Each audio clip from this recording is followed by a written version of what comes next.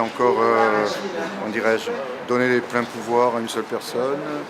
Le seul moyen qu'on avait d'être évalué de manière pédagogique, c'est fichu, et donc voilà. C'est pas un bon point du tout. Personnellement, je ne ferai pas grève une journée, alors que tout a été mis en place pour que ça se réalise. Écoutez, je ne veux pas me prononcer juste parce que je ne sais pas exactement quel est le sens de cette réforme. Apparemment, il y a des soucis d'interprétation, ça a été compris différemment.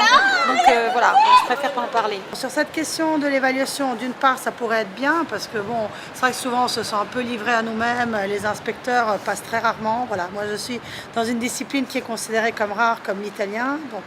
Mais de l'autre, c'est vrai que je trouve que ça ouvre la porte à quand même beaucoup de discrimination un peu à la tête du client. Donc je ne suis pas trop d'accord non plus que ça se fasse de cette façon-là. Ce que je pense, c'est que c'est une très mauvaise idée, effectivement, de ne plus avoir des spécialistes de la matière pour nous évaluer.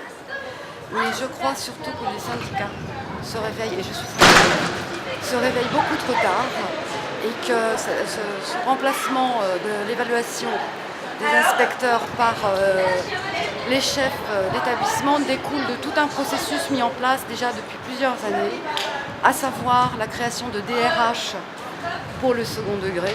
Et j'oublie le plus important, à savoir que les entretiens professionnels avec le chef d'établissement ont été déjà mis en place l'année dernière dans tous les établissements sans qu'aucun syndicat ne le relève.